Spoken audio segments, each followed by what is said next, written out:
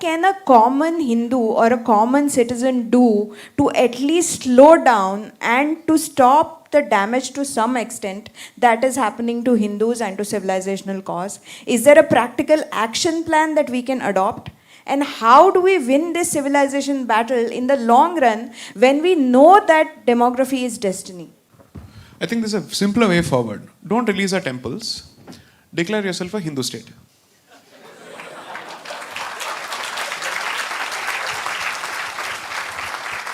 You can't have it both ways. That's it.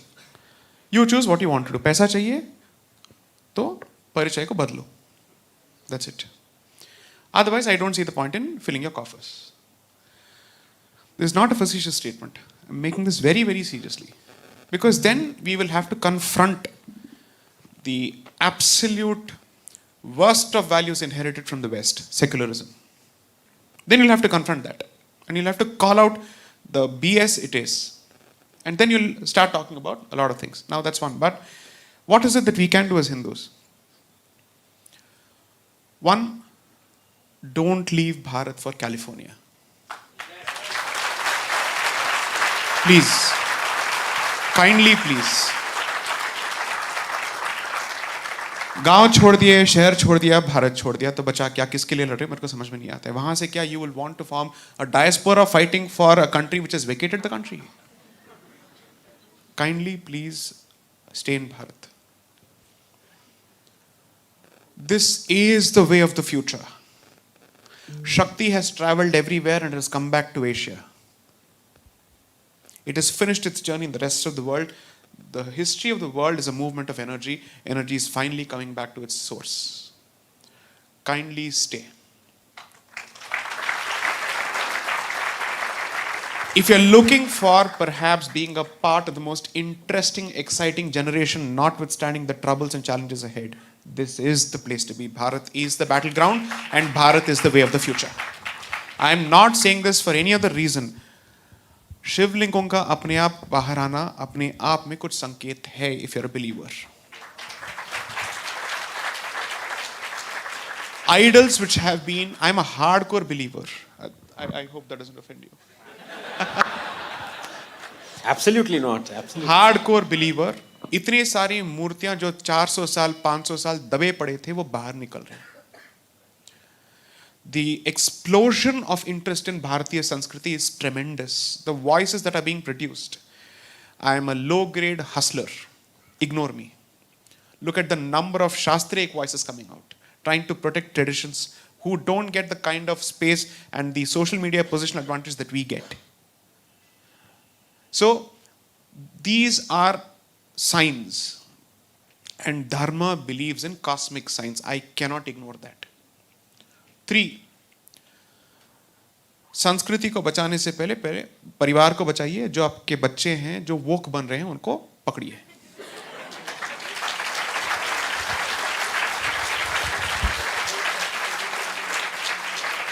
Because the motto of the left is you have power, we have your children. And they're investing in the future heavily. The rubbish from the United States has been refused by France, but India still doesn't have the guts to refuse it. I will never subscribe to gender-specific binary, non-binary pronouns in my life. I will never do this. This is internet karma. I'm saying this. I will never redact this particular position. As a Sanskriti that has dedicated temples for transgenders, which has celebrated in its own way, I don't need to learn your refuse. One, you don't need to teach us how to treat these people. They are our people. The worst of terms which are used to address them don't come from Hindi, they come from Urdu. Therefore, we have our own ways of, let's say, looking after our people. 3, at least at home, have a 3-tier system wherein the Matrabhasha finds some space. Please do. I will tell you the extent of my own coloniality. How seeped we are in English.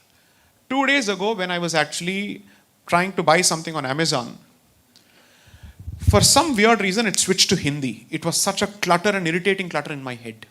And I said, what on earth is this? An Indian language is a clutter in your head? And a language that you're comfortable speaking in? And a language that you're comfortable conversing in? Because you see, speech is okay, but reading is important. Because then you won't forget the script. Now, you will remember, you will read. How many can write now in mother tongues? Thank you. I'm so grateful. Are.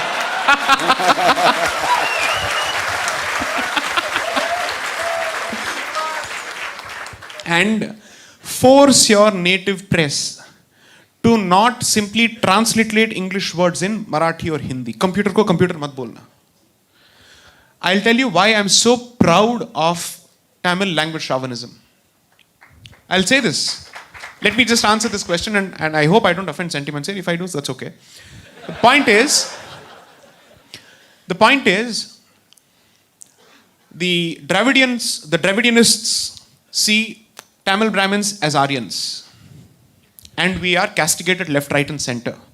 Whereas all the prime literature has come from the Tamil Brahmanas. Subramanya Bharati, who they worship, is my distant relative. He is actually the damad of my family. And these are all, he is a cherut smoking Tamil Brahmin. So if you go to Nepal, they have traditions where they castigate Rama because ladki ko diya, dekho kya kar diya. In Bihar and other places, they won't give people their daughters in marriage to people coming from Uttar Pradesh and Koshal. There are certain traditions there because they carry the memory. Similarly, we say this about Subramanya Bharati. Dekho hamare ladki ke saath kya kar diya. Because the man never earned. He was a thinker. Cigar smoking thinker at home. Okay. Now the point is, retain your mother tongues. There is a reason why you have Ishtadev as a concept. You owe your duty to 3 sets of devatas. Your Kula Devata, because that protects your collective identity as a group and the traditions that go with it. Your Grama Devata, which is your guardian deity. Your Ishta Devata you choose according to your nature. That's exactly why Dharma offers you this 108 baskets. Choose what you want or mix and match. And choose a deity according to that. And once you have chosen or subscribed to that, please make sure that at least once a week you dedicate in some form to that particular deity, because all this talk is useless because you have to match the other guy in his commitment to his deity. And that is something you must learn from them, no matter what. It's not wrong. He is wrong because his point of view is against us. And he has positioned himself as matter and antimatter. But our commitment is where we are fundamentally, let's say, it's a shaky wicket. So in a previous talk somewhere I said this, the principle is what I'd call the SIP principle. Spiritually fit, intellectually fit, and certainly get physically fit. Make one trip to Israel and you'll realize not one gentleman I saw there had a punch. Once I came back, I realized kuch na kuch to karna padega. I can't go like this. So each of these components are important because it makes a difference. One of the reasons that Guru Gobind Singh specifically had physical attributes for the Khalsa, especially the beard, is to invite and invoke fear. The Kada was a sign of metal and Kshatra. They still call the weapon, the art of learning weapons, in their own corrupted form, Shastra Vidya. It's nothing but Shastra Vidya. So my suggestions would be the following. Hinduism, as Rawatji said, unlike Islam, is rooted to a particular bhumi, which is why you pray as you worship to the bhumi as well. It's a consecration that happens with every ritual, so protect and stay. This is your land. Others can leave because it's not their motherland. This is our Mata. You can't leave. 2, protect your children, your language, and we don't have the voluntary concept of zakat, fortunately so. 10% to any organization that does service for dharma in some way. Hindu hai to bandhu hai is the bottom line. Thank you.